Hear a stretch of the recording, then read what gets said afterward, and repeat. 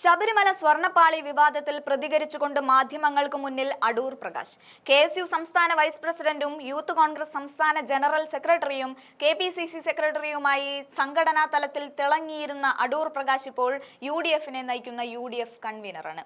അപ്പോൾ അദ്ദേഹം പറയുന്നത് അത്രത്തോളം മൂർച്ചയും ശക്തിയും ഉള്ളതാണെന്ന് മനസ്സിലാക്കണം.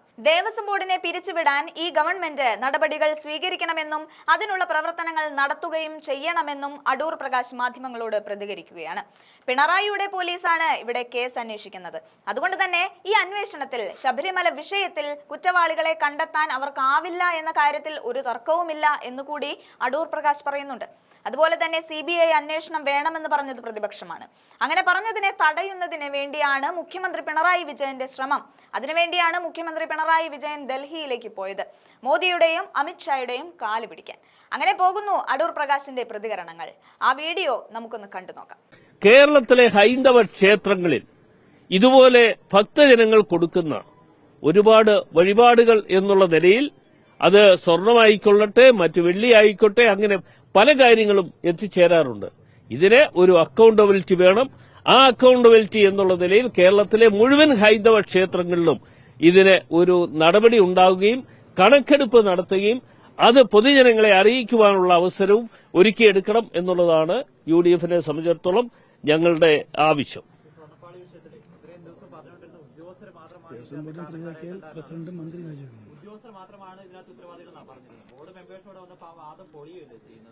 അല്ല, ഞങ്ങള് ആദ്യം തന്നെ പറഞ്ഞു ഇത് കുറെ ഉദ്യോഗസ്ഥന്മാരുടെ തലയിൽ വെച്ച് കെട്ടാൻ വേണ്ടിയുള്ള ശ്രമമാണ് ഇവിടെ നടത്തിക്കൊണ്ടിരിക്കുന്നത്. ഇപ്പോൾ നിങ്ങളത് പരിശോധിച്ചാൽ നിങ്ങൾക്കും അത് മനസ്സിലാക്കാൻ കഴിയും. ആ ഉദ്യോഗസ്ഥന്മാരെ മാത്രം പ്രതികളാക്കിക്കൊണ്ട് ഈ വിഷയവുമായി മുമ്പോട്ട് പോകുമ്പോൾ തീർച്ചയായും അതല്ല ആവശ്യം. ഇന്ന് ഇതിന് നേതൃത്വം കൊടുക്കുന്ന സർക്കാരിന്റെ അധീനതയിലുള്ള ഒരു ദേവസ്വം ബോർഡാണ്. അപ്പോൾ സർക്കാരിന്റെ അധീനതയിലുള്ള ദേവസ്വം ബോർഡ് എന്ന് പറയുമ്പോൾ മന്ത്രി ഉൾപ്പെടെയുള്ള ആളുകൾ രാജിവെക്കുകയാണ്. അന്തസ്സുള്ളവരാണെങ്കിൽ രാജിവെച്ച് പുറത്തു പോവുകയാണ് അവർ ചെയ്യേണ്ടതായിട്ടുള്ളത്. അത് മന്ത്രി മാത്രമല്ല, അതേപോലെ തന്നെ ദേവസ്വം ബോർഡിനെ പിരിച്ചുവിടണം. ദേവസ്വം ബോർഡ് രാജിവെക്കണമെന്ന് ഞങ്ങൾക്ക് പറയാൻ പറ്റില്ല. എന്ന് വെച്ചാൽ എന്തുകൊണ്ടെന്ന് ചോദിച്ചാൽ അതൊക്കെ മറ്റ് നിയമാനുസൃതമുള്ള കാര്യങ്ങൾ പരിശോധിക്കുമ്പോൾ അത് പറയുന്നത് തെറ്റാണ് എന്നുള്ളത് കൊണ്ടാണ്. അതുകൊണ്ട് ഞങ്ങൾ പറയുന്നു ദേവസ്വം ബോർഡിനെ പിരിച്ചുവിടാൻ ഈ ഗവൺമെന്റ് നടപടികൾ സ്വീകരിക്കുകയും അതിനുള്ള പ്രവർത്തനങ്ങൾ നടത്തുകയും ചെയ്യണം.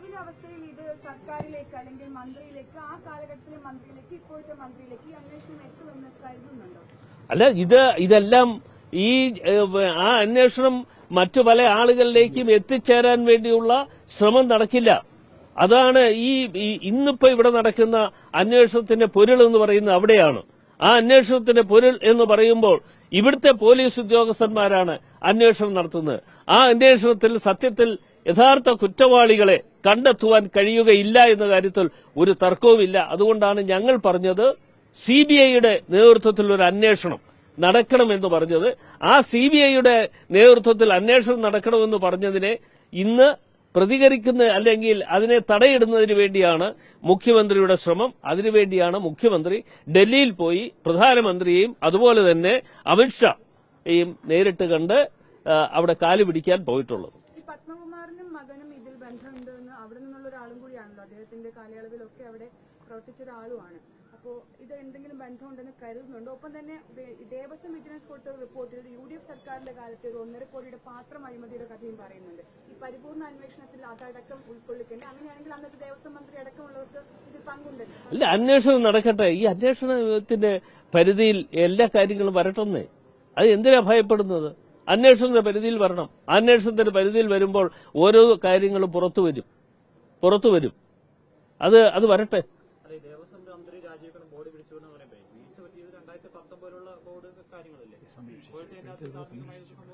അല്ല, 2019 മുതൽ ഇവിടെ 2019 ആരാ ഇവിടുത്തെ ഭരണം?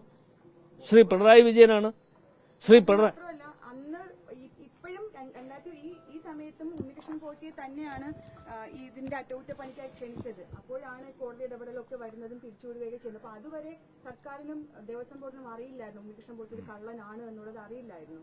അല്ല, അതിപ്പോ അതാണല്ലോ ഞങ്ങൾ പറയുന്നത്. എന്താ ഞങ്ങൾ പറയുന്നത്? ഇതിന്റെ അന്വേഷണം ഏത് നാൾ മുതലാണ് ഇത് മോഷണം തുടങ്ങിയതെന്ന് വെച്ചാൽ ആ മോഷണ വസ്തു തിരിച്ചെടുക്കുക. അത് മാത്രമല്ല, അത് ഓരോ കാര്യങ്ങളും പുറത്തു കൊണ്ടുവരണം. ഭക്തജനങ്ങൾക്ക് ഇതൊക്കെ അറിയാനുള്ള സ്വാതന്ത്ര്യമുണ്ട്. അവർക്കിത് അറിഞ്ഞിരിക്കണം. ഭക്തജനങ്ങളെ ചീറ്റ് ചെയ്യുന്ന ഏർപ്പാടുകളാണ് ഇവിടെ നടത്തിയിട്ടുള്ളത്. ശാസ്ത്രീയം വർദ്ധിച്ചതിലൂടെ ശബരിമല വിഷയത്തിൽ നിന്നും പോലീസിന്റെ നാട്ടുകാരുടെ ശ്രദ്ധ തിരിച്ചുവിടാനാണ് സർക്കാർ ശ്രമിച്ചത് എന്ന് കരുതുന്നുണ്ട്. അല്ല, ഞാനത് പറഞ്ഞല്ലോ. ഷാഫിയെ ഈ അക്രമ പ്രവർത്തനങ്ങൾക്ക് നടത്തിയ പോലീസ് ഉദ്യോഗസ്ഥന്മാരെ ഉപയോഗിച്ചുകൊണ്ട് ഷാഫിക്ക് നേരെ നടത്തിയ അക്രമ പ്രവർത്തനങ്ങൾ തീർച്ചയായും പല കാര്യങ്ങളും മറച്ചുവെക്കുന്നതിന്റെ ഭാഗമായി മാറിയിരിക്കുകയാണ്.